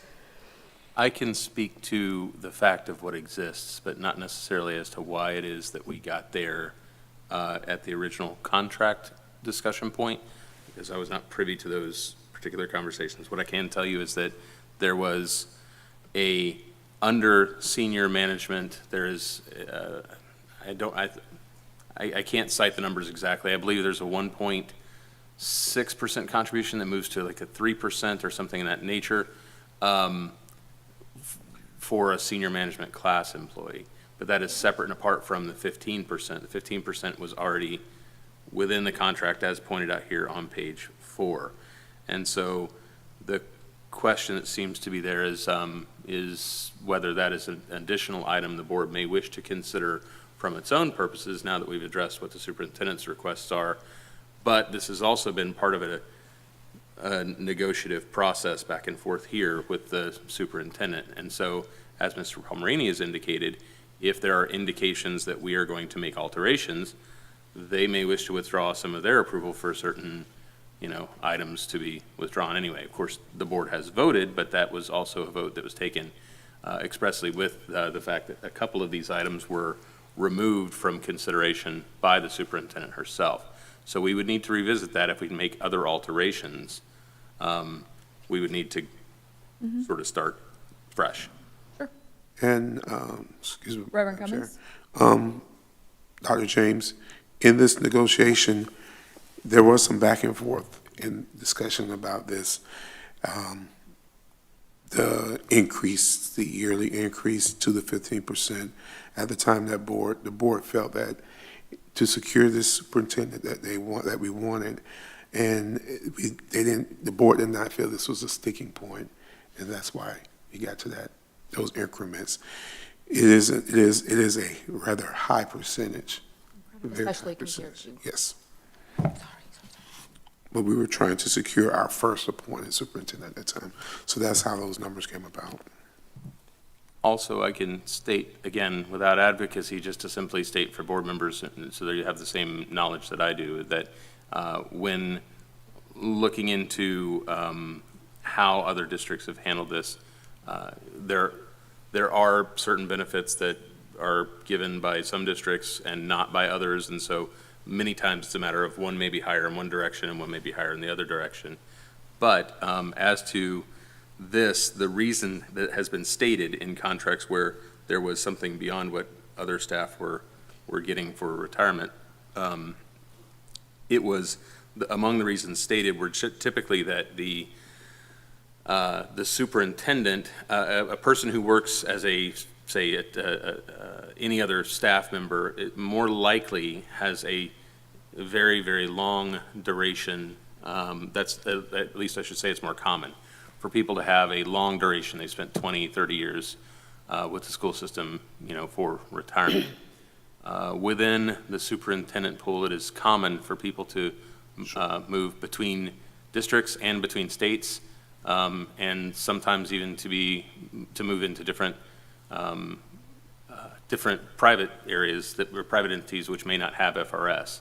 And so that, of course, as we all know with retirement planning, can make it difficult if you only have a portion that you've accrued by FRS. So that was the stated reasons for why. Correct. And there was, again, there were other areas within the contract that were negotiated upon that may have offset some of those things to get to that 15%. But we also took into consideration the fact that the average superintendent contract may go 2 terms, if that, at the state of the time, at the climate at that time. Sure. Thank you, Reverend Cummings. Sure, Dr. James. I just wanted to ask, how many years does Dr. Gullett have in FRS? I don't know the answer to that. And, I mean, Because Attorney Power's point was that superintendents have worked outside of the district or outside of the state and may not have accrued a lengthy retirement. But I don't believe that is representative of Dr. Gullett's time in public education. I could be wrong, but I do believe that you have significant part of your career has been in a Florida-based district, which would speak to your length in FRS. So that's why I'm asking the question. And at this point, I know we have a motion and a second on the floor specific to additional questions of the contract. I would like to take a point of privilege as chair, just to state, we have an existing contract in place. We've had red lines of this contract in our possession for days. We've had the opportunity to speak to the superintendent about any questions that we might have had.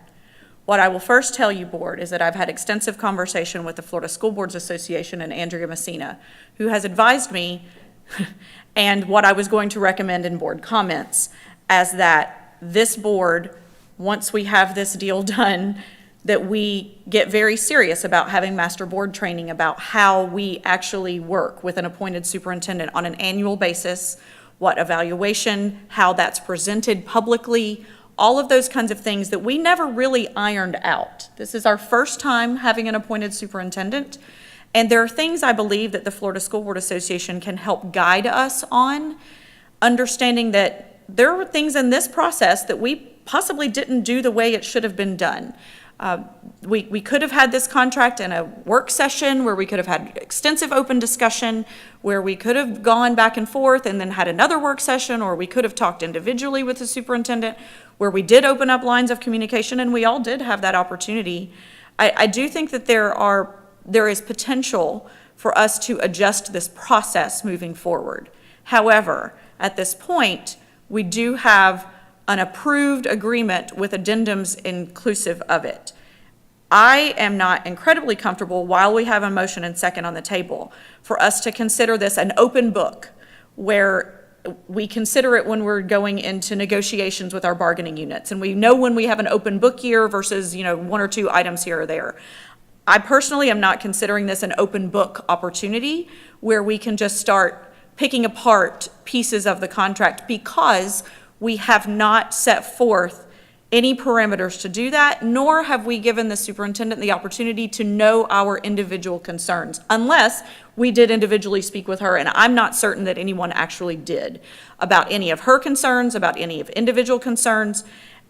We did not give her that opportunity to have that back and forth. And so with that being said, I'm not incredibly comfortable with the direction we're going. Yes, we have a motion and second on the table, but I'm not incredibly comfortable with considering this an open book contract, because we do have a contract on the table that we just approved.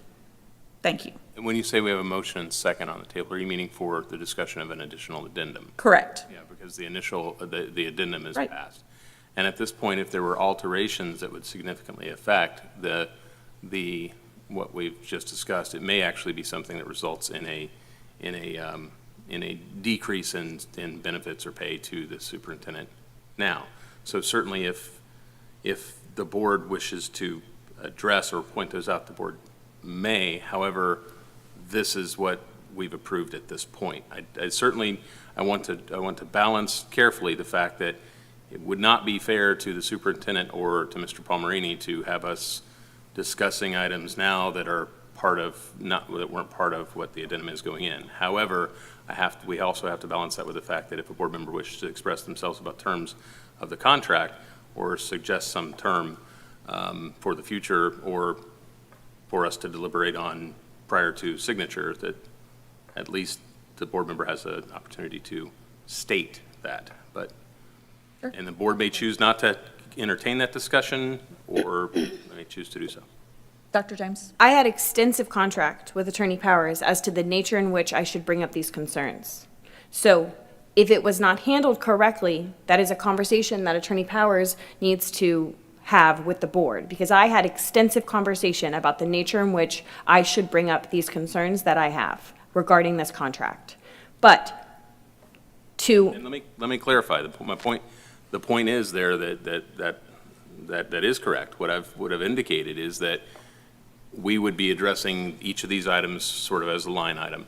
If there are additional concerns to be made, that the board wishes, any board member wishes to make as to the contract, that can be made from the board's perspective during that conversation and discussion.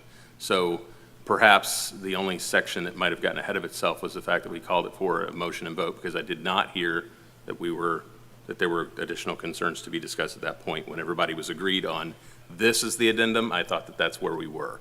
So if a board member wishes to state their opinion, I mean, I'm in a bad position here because I don't want to disallow a board member from stating those, some factor that they need to go into. At the same time, I do not wish to disadvantage Mr. Palmerini or the superintendent. So, and I brought up prior to the motion in the second, and I brought up again secondly after the motion in the second, my desire to bring up items in this contract. So I'm sorry, but I have brought it up on 2 different occasions prior to the vote.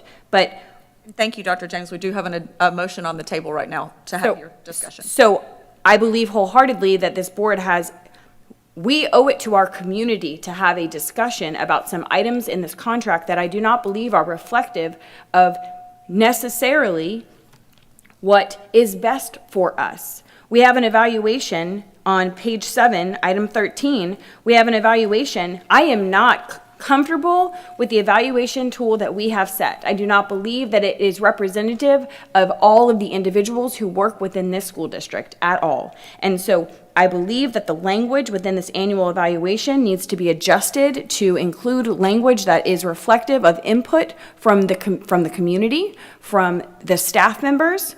Dr. Gullett is our employee, the superintendent is our employee, but they serve the district. They represent the district, and those individuals should have the ability to have formal input into how it is going.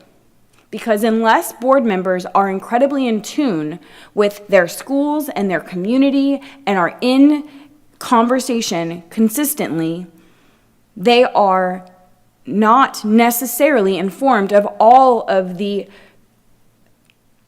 pain points that may exist within the district.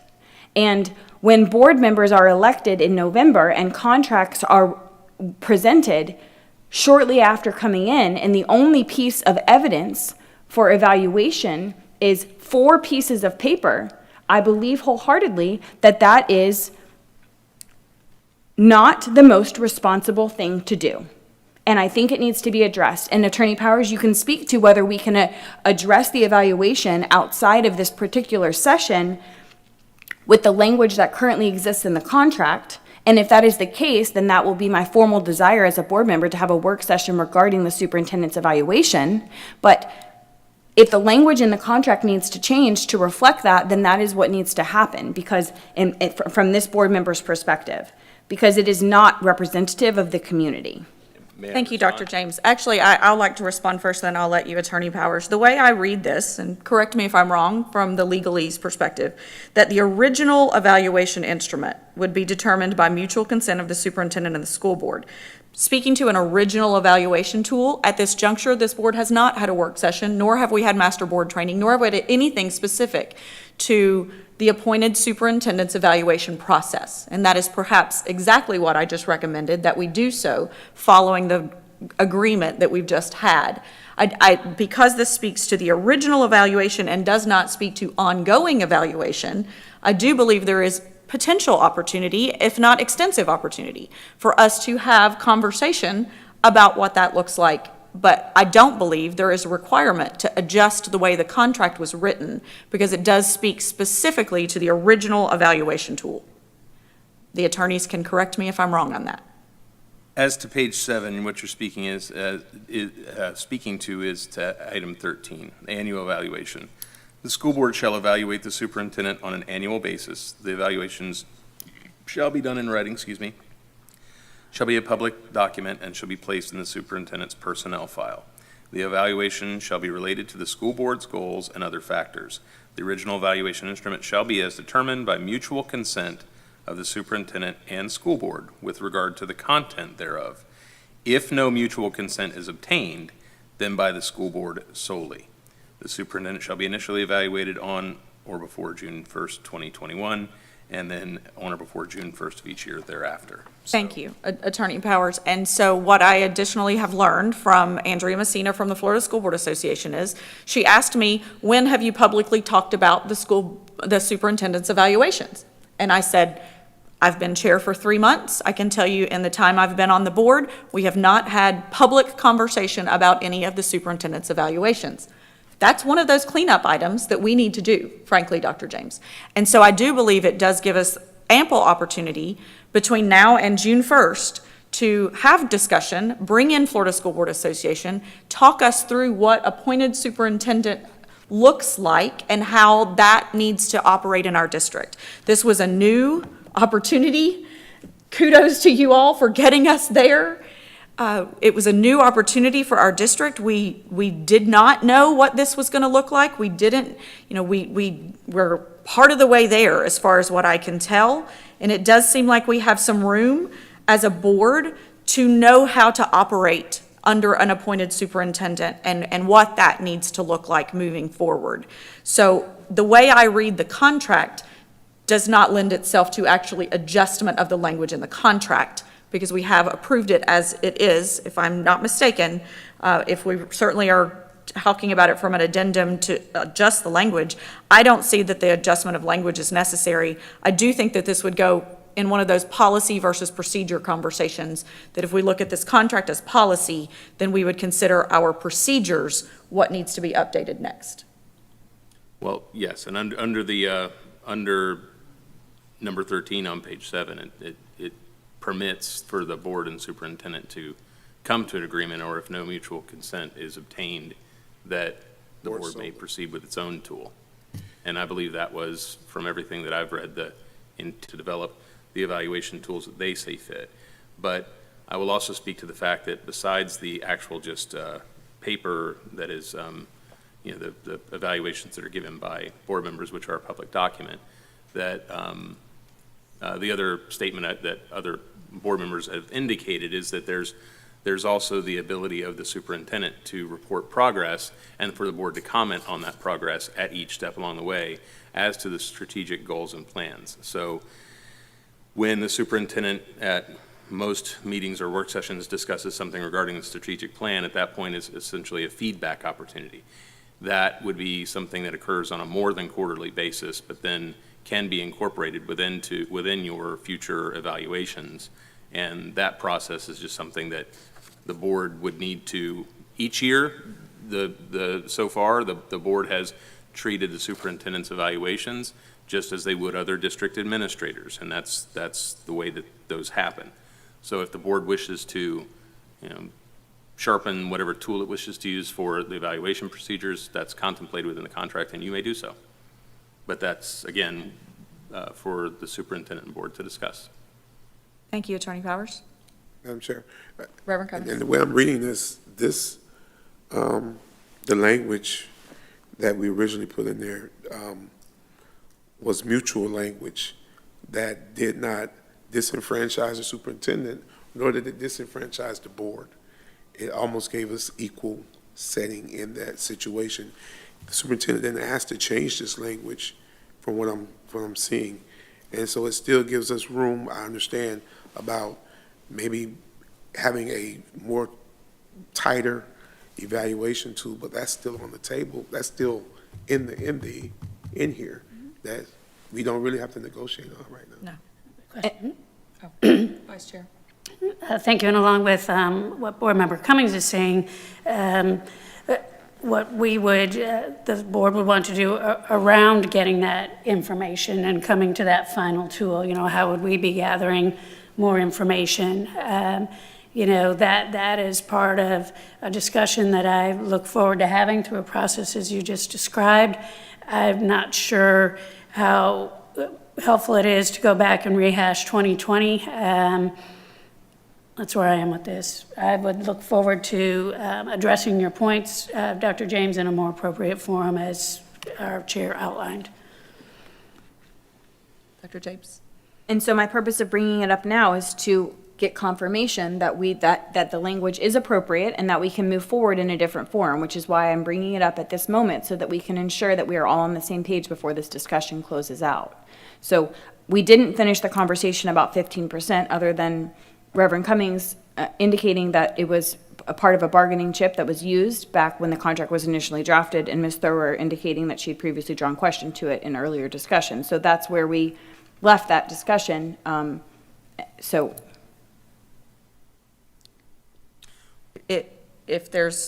So what would be the motion in that case, if there was alteration to that? do any other board members have conversation to bring up regarding that item? It is a concern to me also, and when I look at the surrounding districts and compare, we are more than double than what the surrounding districts are, and I find myself feeling in an awkward position because I truly support what the superintendent is doing here in Marion County, and I appreciate all of her efforts, but I'm also fiscally responsible to the community. And so when I look at this and districts that are comparable in our size get 5%, and the top is 7.5%, and we're more than double that at 15%, it is a concern to me. Thank you, Ms. Conrad. Where I stand on it is we do have a comparable list of certain incentives, but we don't have a comparable list of every incentive that every contract is inclusive of. And so it's difficult for me to pull out one item more than another. If we're really making a comparable, we all just received a new superintendent search that's occurring in Charlotte County, where they have 16,000 students, and their salary range, our superintendent falls right in the middle of the salary range they're offering for 16,000 students. So it's difficult for me to draw out just one item out of this whenever we're not seeing the full comparable of every single contract and every single item and incentive that's inclusive in that contract. Because this was originally established and something that was not asked to be adjusted, the salary in this case was not asked to be adjusted in this addendum. We haven't spoken at all to salary. That's not even a consideration today. The things that were adjusted, most of them were on termination without cause. That's the majority of the addendums that our superintendent has asked for. And because of that, I'm comfortable with leaving the original language the way it was, because of other things, frankly, she could have come and asked for today and did not. So that's where I am. And I will remind the board that the allotted time that you have given yourselves is going to be expiring soon. You're at Thank you. about 10 minutes. Thank you. Madam Chair, I apologize, but I wanted to let the board member speak, but I would like to go back to the evaluation, if I may. I concur with what has been shared from my perspective as a superintendent, that the language allows for us to have a mutually decided tool. I will remind the board that I arrived in the middle of COVID, and it was suggested to me that based on everything that was happening in this district, that we use a tool that was familiar to everyone, and that was consistent with the administrators. I agreed. We developed a very robust 5-year strategic plan that's been approved by the board. I expect, and as you know, because we have very transparent public updates to the board and the community on our progress, and I would expect that the board holds me accountable for that. I have very high expectations. I hold my team to high expectations. And if we're going to move the needle on our student outcomes, we must be accountable, including me. I have no problem with that, but I will not lower my standards. I think that the strategic plan would be appropriate for that, and I welcome the opportunity to have further discussion at another time. Thank you. Is there, yes, Vice Chair. With hearing everything and also from the superintendent at this point, I'd like to make a motion to end debate. Is there a second? Second. Motion and a second to end debate. All in favor to end debate, say aye. Aye. Aye. Any opposed? Motion passes 5-0. The motion was to make addendums to the existing contract, I believe. And so with that, we had a motion and a second. Is there any further discussion? All in favor to add additional addendums to the contract at this point, say aye. Any opposed, nay? No. Nay. Hey, there weren't any. I'm sorry, did I say it wrong? Okay, let me call for the vote again. We have a motion and a second. Are there all in favor of us adding additional addendums to the contract? Say aye. Any opposed, say nay. Nay.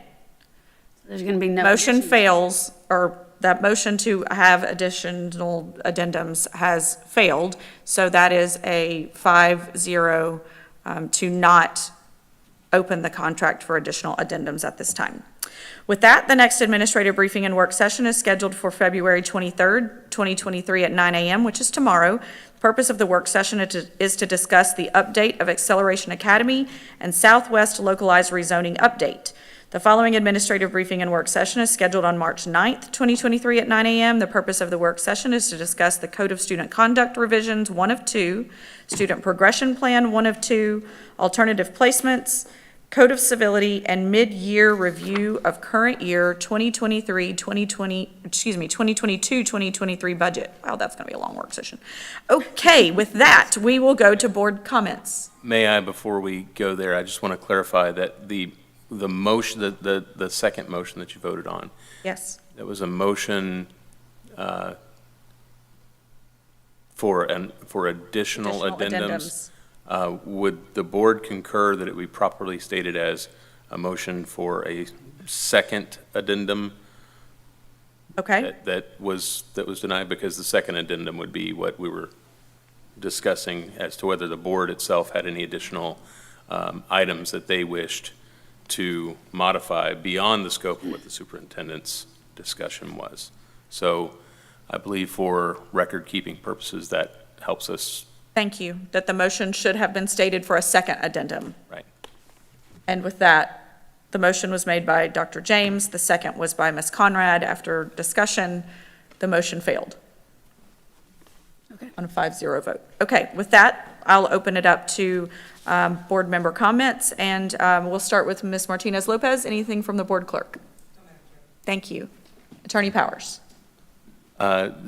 Just to state that as for a future evaluative process, as well as the times and places of the evaluations and the terms and the tools that are used, those are also things that can be subject to a workshop in the future for discussion, such that any of those items can be discussed, altered, worked out if the superintendent and board wish to do so.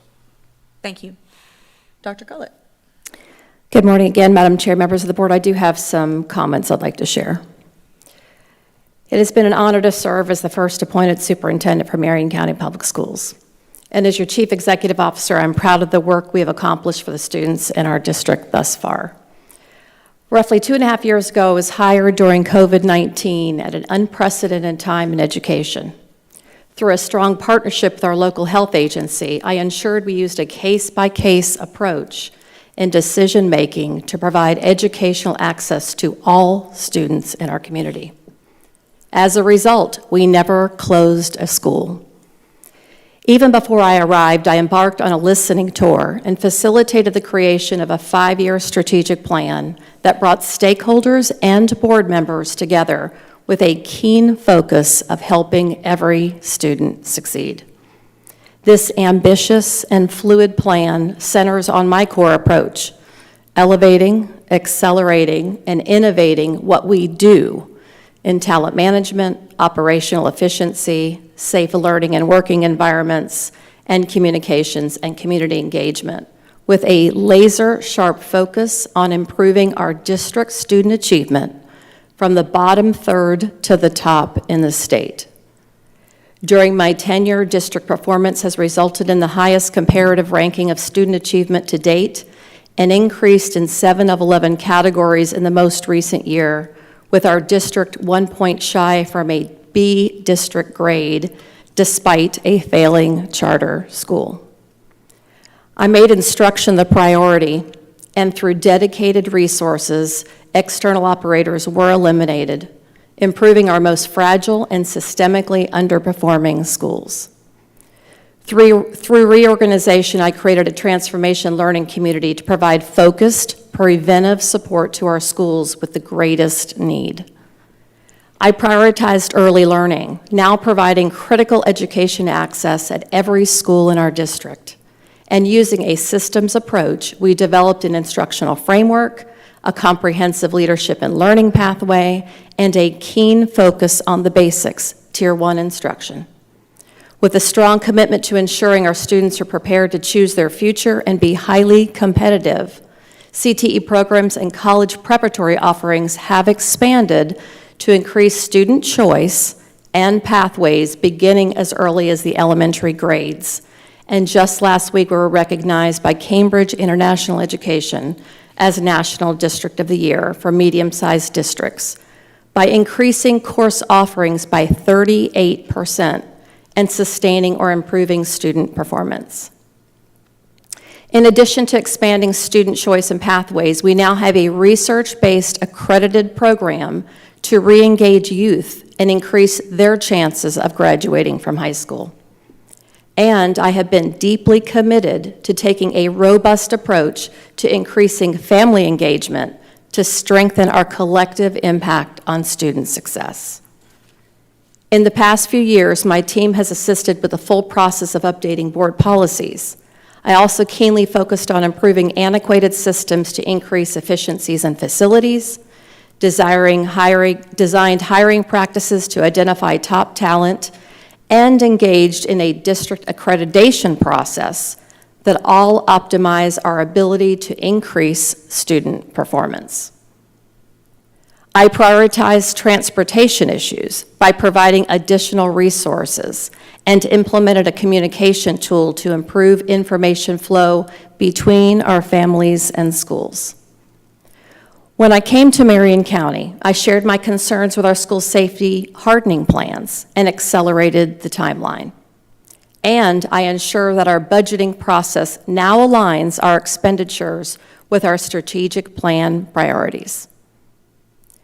During my tenure, I have also worked diligently to improve our district's relationship and reputation with governmental, business, and community leaders and agencies, and I serve on multiple community boards to sustain continued collaboration for our students. We have a very caring community, and this year they supported renewal of our 1 mil referendum, and for the first time in history, voters supported this financial need in every single precinct. To be clear, there is still much important work ahead. And what is truly possible for the students of Marion County requires a team of high-performing and competent leaders with integrity to support our dedicated employees. And through your continued support of my role in leading 44,000 students and over 6,000 employees, we can accomplish our goals. Our students are counting on us.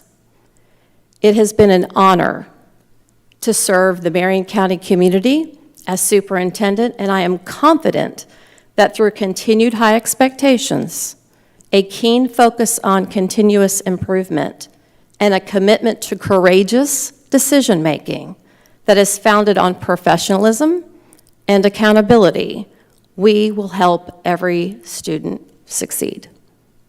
Thank you. Thank you, Dr. Gullett. Continuing board member comments, Dr. James. No comments. Thank you, Reverend Cummings. This has been an interesting morning. To our board members, to all of you who came, thank you. We moved through this. We're moving through this. I'm committed that we are a county that can make sure that every student succeeds. And we're not always going to agree on every detail of the thing, but we do agree that every child deserves the opportunity for a good public education. And I believe that's the intent of this board and the intent of our superintendent and the staff. And I believe that's what we're going to continue to do. So, thank you. Thank you, Reverend Cummings. Ms. Conrad, you are recognized. Thank you. Chair Campbell, I just want to say part of the discussion this morning was difficult but valuable, and I appreciate each person that shared their viewpoints and their thoughts, because I think they're all important. I was also unable to be here last week, and I wanted to thank the board for the work that you did on our school ratios. It is near and dear to my heart. It's why I ran for school board, and we're getting the resources down to the students where they need to be. So I wanted to thank you all for that work last week. And I also wanted to give a shout out again. The Southeastern Youth Fair kicks off this week. We have a lot of students participating, so if you have a little bit of time to kill, go out and support our students as they show and teach us about the animals that they've been raising for the last several months. Thank you. Thank you, Ms. Conrad. Vice Chair Thrower. Thank you, Chair. Yes, and amen to everything that has been shared. Thank you, Dr. Gullett, for your continued leadership under extraordinary conditions. We share the same restless qualities. Everyone sitting up here, we will not rest until we have things in place for the future that just amplifies everything that we know is right for our kids, our families, and our communities. And so I'd like to thank each and every board member for their continued passion, and I look forward to future collaborations. That's all I have. Thank you, Vice Chair Thrower. I want to first say thank you to Mr. Palmerini and Ms. Brown for joining us up on the dais today. Thank you so much for both of your work that you put in today. It was a pleasure to have you here with us. I want to also thank the board for the extensive dialogue and conversation that we had today. This has been an interesting process, and I know that we have much to improve, frankly, on our processes. And so, as your chair, I'm committed today to reach out to the Florida School Board Association and talk about if it will be a master board training session that we work on, or if we need to set a special work session for that. And I'll be reaching out to them today to have that conversation, to see where that will fit with what we already have scheduled with them. I appreciate all of the comments that Dr. Gullett has shared with us, and I want to just say that where there's no vision, the people will perish. We are not in that position because extensive vision has been put forth in this district, and with vision comes leadership, with vision comes strategy and measurable objectives to ensure that that vision is seen. And I am grateful that we have a vision to ensure that every student in Marion County will succeed every day. And with that, I'll entertain a motion to adjourn. Before the motion to adjourn, Yes, sir. I asked the question whether the board delegates the authority to the board chair to sign the contract once we've stricken out everything that's on here that you discussed. So if this is suitable and acceptable as you've been following along, then for ease of use, I would ask that the board chair and superintendent That sign. was, The previous was- contract. that was Yeah, we had standard. consensus. Yeah, That was standard, yeah. thank you. The previous contract was signed by the board chair, so. Okay, and we have consensus on that? Yes. Okay, Yes, thank you. and we will get that done today. Okay, with that, I will take a motion to adjourn. So move. Motion, second. All in favor, aye. Right. Motion passes. Meeting is adjourned at 10:38 a.m. Thank you.